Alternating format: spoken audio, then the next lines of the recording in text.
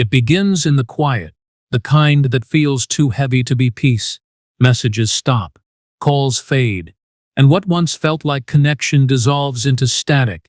You've stepped back, maybe for clarity, maybe for survival. Yet while everything looks calm on the surface, beneath the stillness, something complicated stirs. Because avoidants, the ones who seem unbothered, are rarely as detached as they appear. Silence doesn't erase emotion. It merely delays the moment it must be faced. Avoidants are masters of postponement.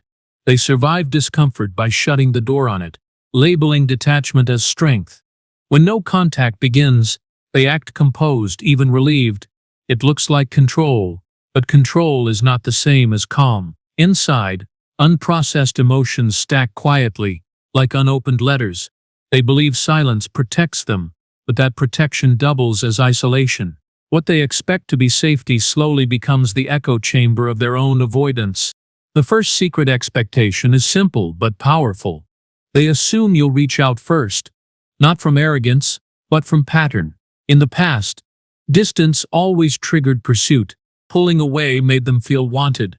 So when you stay silent, their body notices before their mind admits it. Every hour without your message pricks at their certainty.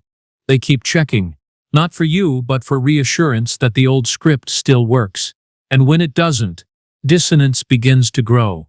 Avoidants don't process loss in real time. They defer it, like a bill they plan to pay later, but silence collects interest. The more days pass, the louder the inner noise becomes. At first, they tell themselves you're just cooling off, giving space. In their unspoken fantasy, you're still emotionally orbiting them, waiting for a safe moment to reconnect. They want to believe the cord remains intact, that you're loyal, just quiet. It's how they soothe the fear they won't name. Because while avoidance fears closeness, they also fear abandonment. It's a paradox that runs their entire emotional operating system. So during no contact, they secretly hope for both outcomes: to be left alone and to be proven irreplaceable. They want space, yet crave reassurance within that space. When neither arrives, confusion sets in. They scroll your social media like reading weather reports, measuring your distance not in miles but in posts, likes, and the silence between them. The third hidden expectation blooms from insecurity, that you'll prove their self-doubt wrong. Deep down, most avoidants carry the belief that they're unlovable once fully seen. So part of them wants you to chase, to fight, to insist they matter. Each withdrawal is both a defense and a test. Will you still come? When you don't, the result feels like evidence of their worst fear. What was meant to protect them ends up confirming the wound they never healed. So begins the private storm, where pride and pain wrestle beneath a calm face. They tell themselves your silence means freedom, yet at night they rehearse your last words, editing them until they sound less final. Avoidants often rewrite the story in their favor. I ended it. It was for the best. They were too emotional, but every rewrite costs energy, and exhaustion cracks denial.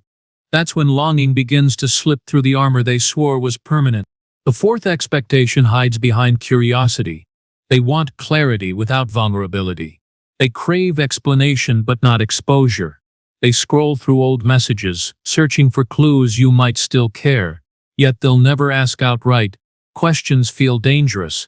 Answers might demand honesty. So they gather fragments, your last tone, your last sentence, and build conclusions that protect pride over truth. It's detective work fueled by fear, a silent analysis disguised as indifference.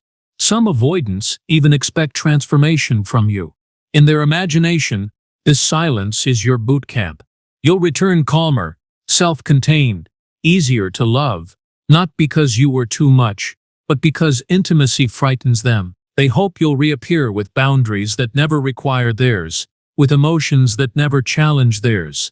They don't realize the irony. What they actually want is someone who feels deeply but never asks them to do the same. At the same time, another contradiction takes root. They want to feel missed but not needed, to matter without being responsible, to be adored without being accountable. They crave the validation of your attention, but panic when it implies expectation. So they dream of a version of you who still loves them quietly from a distance, a loyal ghost who never disrupts their comfort. It's a fantasy that allows them to feel important while remaining untouchable. Then comes the silent obsession they'll never admit, fear of replacement. They act indifferent, but the idea of you moving on gnaws at the edges of their composure. In the imagination of an avoidant, losing you isn't just loss, it's proof they miscalculated their control. They start to picture someone else holding your focus, laughing at your jokes, touching the parts of your life that used to be theirs. It's an invisible jealousy that burns without acknowledgement. Yet avoidants rarely express jealousy.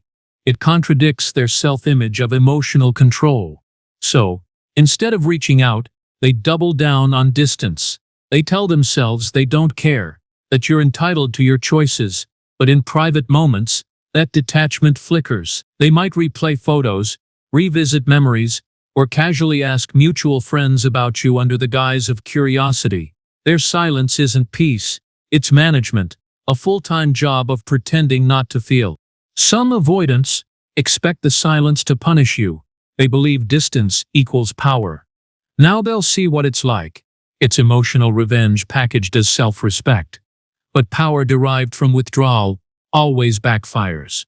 Over time, the quiet stops being a weapon and becomes a mirror. They don't see your suffering. They see themselves alone, misunderstood, and unsatisfied. The punishment they designed for you circles back as loneliness they can't explain away.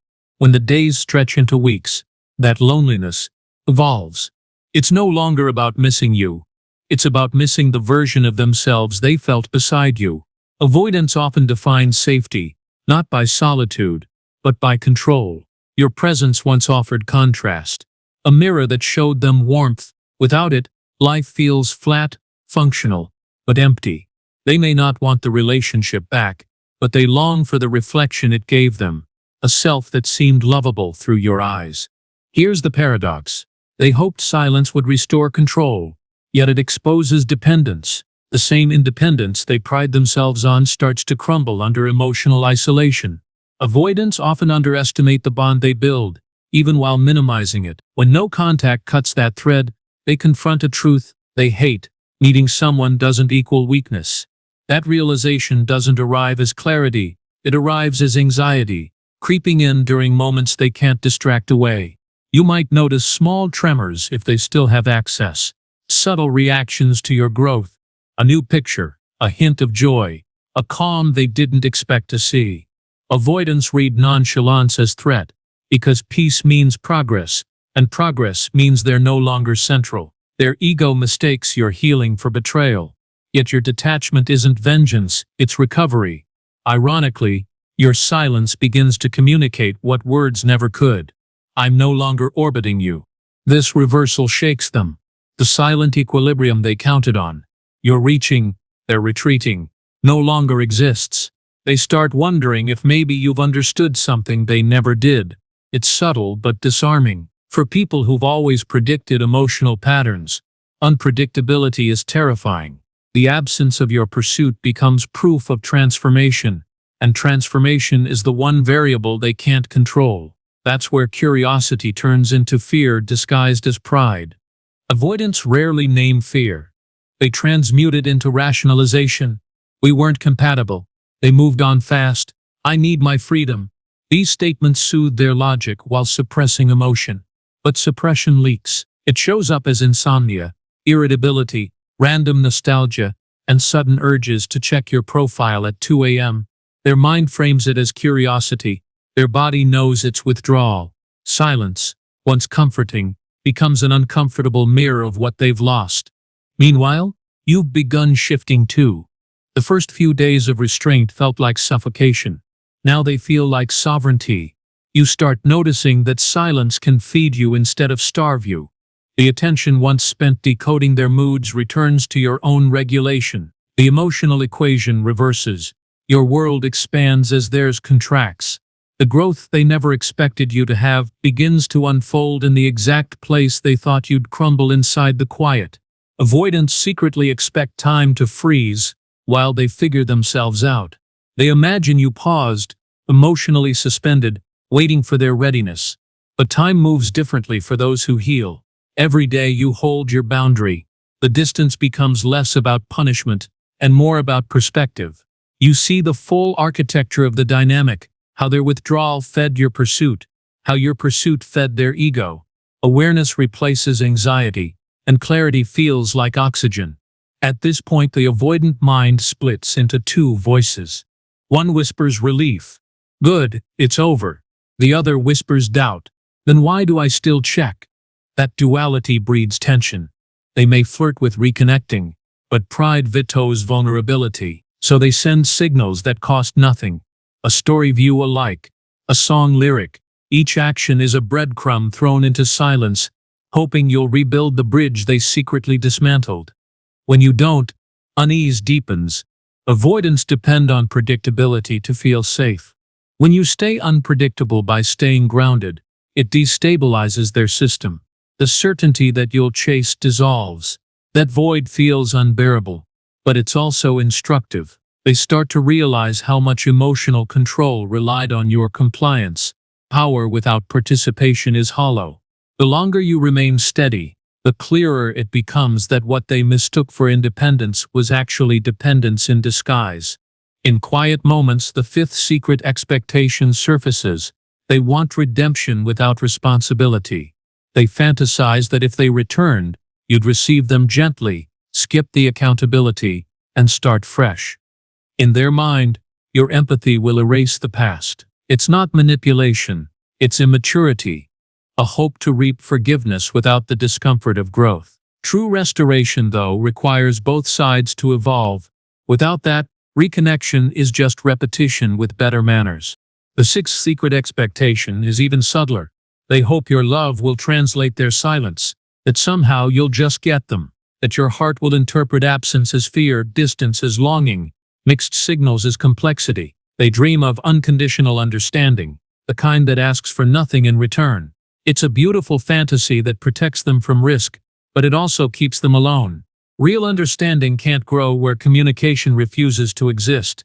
So what surprises avoidance most during no contact isn't your absence, it's your evolution. They expected a pause, they witnessed transformation, they anticipated guilt, they encountered grace. When your silence stops feeling like waiting and starts feeling like peace, the dynamic flips. The control they relied on dissolves not through confrontation, but through calm. That quiet realization that you no longer need their noise is the shock they never saw coming. Weeks stretch, and the silence they once weaponized becomes a weight they can't ignore. They tell themselves they're fine, that they've moved on. But avoidance doesn't end emotions, it buries them alive, and what's buried eventually claws its way back to the surface. They scroll through your photos not for nostalgia, but to test the theory that they still don't care. But when a small ache appears in their chest, they pretend it's indigestion, not recognition. Avoidants live in paradox.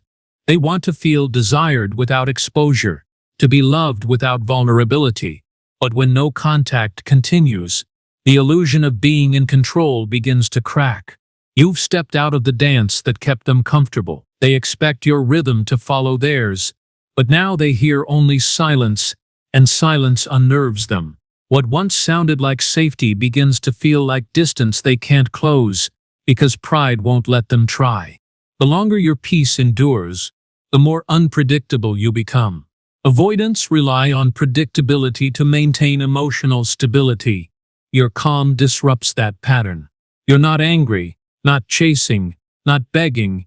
You've vanished into serenity. It's the one energy they can't decode. Control needs resistance to exist, and your absence gives it none. They find themselves thinking about you in quiet intervals, not out of longing, but confusion. The silence speaks languages their defenses can't translate. By now they've checked your social media more times than they'll admit. Every post feels like a test. Are you grieving, glowing, or indifferent? Each scenario bothers them differently. If you seem sad, it validates their self-image as irreplaceable. If you seem happy, it threatens their sense of control. If you seem neutral, it's unbearable, because they can't tell whether they matter at all. The irony is, they wanted emotional distance, but now they're drowning in it. Inside, their private monologue begins to shift. Maybe they needed me more than I thought becomes, maybe I needed them more than I knew. It's not a confession they'll make out loud, but it leaks through restlessness, through half-hearted dates that feel hollow, through songs they suddenly can't skip. The absence becomes too quiet to ignore. Their defense was never indifference. It was fear disguised as control, and fear always finds its way back home. Meanwhile, you start to feel steady in ways you didn't think possible. The same silence that once felt like punishment now feels like proof of growth. You're no longer triggered by their absence. You're shaped by your own presence. The space that used to echo with longing is now filled with your own voice. Clearer, calmer, wiser. You've learned that love isn't meant to be begged for, and peace isn't a luxury. It's a choice you make daily. Avoidance secretly assumed you'd crumble without them. They believed the silence would make you anxious enough to reappear. But instead, it matured you. That's what unsettles them most. Not that you disappeared, but that you transformed. They begin to sense it energetically, even if they can't see it. Their old tactics, withdrawal, aloofness, emotional riddles, stop working. Silence used to mean control. Now it means they've lost access. Power doesn't leave with noise, it leaves with growth. Sometimes the avoidant will test the waters again. A short message, a casual emoji, a neutral hey. It's not vulnerability, it's reconnaissance. They're not sure what they want, reassurance or reconnection. They just need to know if the door's still open. But you've changed. You don't chase crumbs when you've learned to bake bread. You respond with grace, not grasping, and your neutrality confuses them more than anger ever could. Calm is the new mystery. For avoidance, curiosity often disguises longing. They'll tell themselves they just want closure. But closure isn't what they seek. It's permission to feel again without admitting regret. They reread old text, convincing themselves it was your fault, then catch their heart flinching at your kindness. Denial is their drug of choice, but withdrawal hits hard. They didn't expect the silence to detox them from control, and now sobriety feels too honest to enjoy. No contact was never designed to punish. It was meant to heal. But to the avoidant, healing feels like rejection. They wanted you waiting, orbiting, anchored to the same emotional loop. When you break it, they lose their mirror. The relationship once reflected their illusion of control. Now it reflects absence. They might blame you for giving up, but the truth is, you simply stopped rehearsing pain. Silence became your boundary, not your weapon. As time stretches further, their emotions start to turn inward. Guilt surfaces like a shadow they can't shake. Maybe I pushed too hard. Maybe they really did care. It's not a full awakening but a fracture in the armor. Avoidants hate facing remorse. It demands humility, so they distract themselves. Work, flings, hobbies, but nothing sticks. Each distraction feels like static compared to the peace they once felt when your energy filled the room. For you, the silence becomes sanctuary. You start to remember who you were before the chase, before validation became currency. The absence of their chaos gives you space to build consistency. You eat better, sleep deeper, laugh freely. Healing is slow, not cinematic, but it's real. You stop craving intensity and start craving reciprocity. You don't want fireworks anymore, you want warmth. And warmth doesn't demand you extinguish your own light to keep someone else from freezing. Avoidants often mistake your quiet strength for indifference. But indifference is hollow. Strength has gravity. It pulls truth out of hiding. When they sense that gravity, curiosity deepens into unease. They wonder how you manage to move on without theatrics. They thought detachment was their superpower, yet here you are, calm, steady, unbothered, and free. That's when realization strikes. They were never detached, just dependent on your emotional labor to feel secure. If they reach out again, it's rarely as confession. It's coded, "How have you been? Saw something that reminded me of you." These are not updates, they're emotional probes. They want to gauge if your heart still speaks their language, but your silence has taught you a new dialect, self-respect. You no longer translate ambiguity into affection. You respond with clarity, or not at all. And nothing scares avoidants more than someone they can't confuse. Avoidants crave connection. They can control. But genuine connection requires surrender, not strategy. During no contact, they discover that silence doesn't equal control. It reveals who actually had emotional resilience all along. You stopped chasing, but you didn't stop feeling. You simply stopped performing. And that shift terrifies them, because in a world where emotions are traded for validation, peace is rebellion, and your peace exposes their avoidance for what it is: fear, dressed as independence. They might convince themselves they're over it. They'll date someone new, try to replicate the pattern with another partner. But something feels off.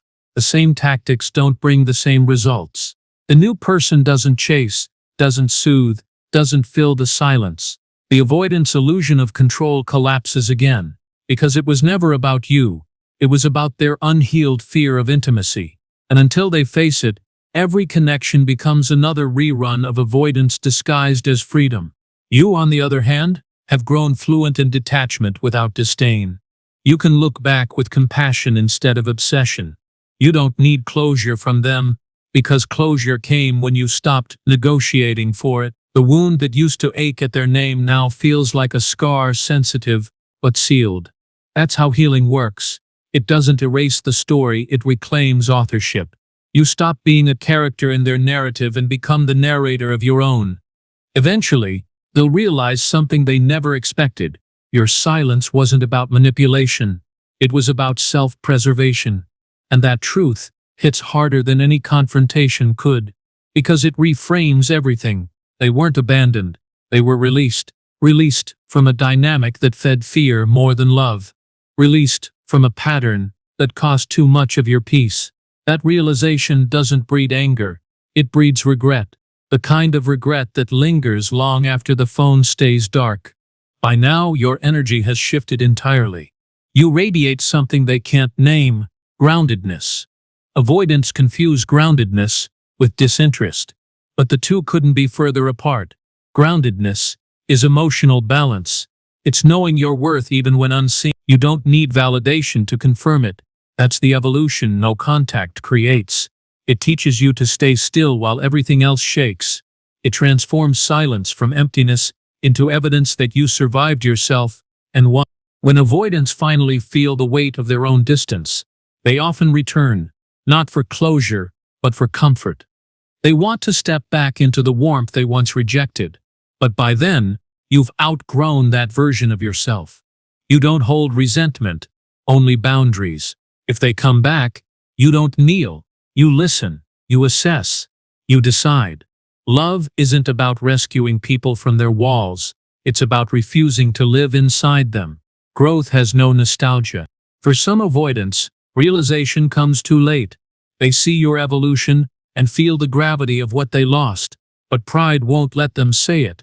Instead, they carry that silence for years, replaying what-ifs in the quiet of their mind. You'll never hear those thoughts, but they will. Because silence has memory, and it echoes every moment they chose fear over vulnerability. That echo is the price of avoidance, and it follows them longer than love ever could. As for you, silence becomes a teacher, not a sentence. It taught you what love requires and what self-respect demands. You learned that peace isn't earned through someone's approval, it's reclaimed through your boundaries. You no longer confuse attention with affection or distance with dignity. You've built a new emotional language, one fluent in honesty, balance, and patience. It's not that you stopped caring, you just started caring in ways that included yourself. No contact was never a strategy to win anyone back. It was an act of reclamation. It reminded you that absence can heal what presence kept breaking.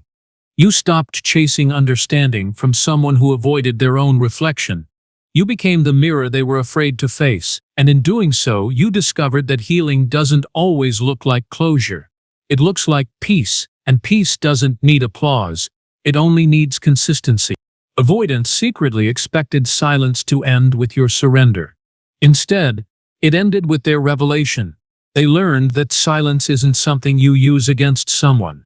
It's something that uses you until you face yourself. The absence they designed for comfort became the crucible of their reckoning. You were never the test they were. And the result is clear. The one who can sit with silence holds the real power. because silence is where truth finally speaks. In the end, the greatest surprise for the avoidant isn't your absence, it's your peace. They expected waiting, they found healing, they expected weakness, they met strength, and as you walk forward, steady, centered, unafraid, they'll finally understand the paradox they never could. When you stop chasing someone who runs from intimacy, you stop losing yourself. No contact didn't end the story. It began the chapter where you finally belong to yourself.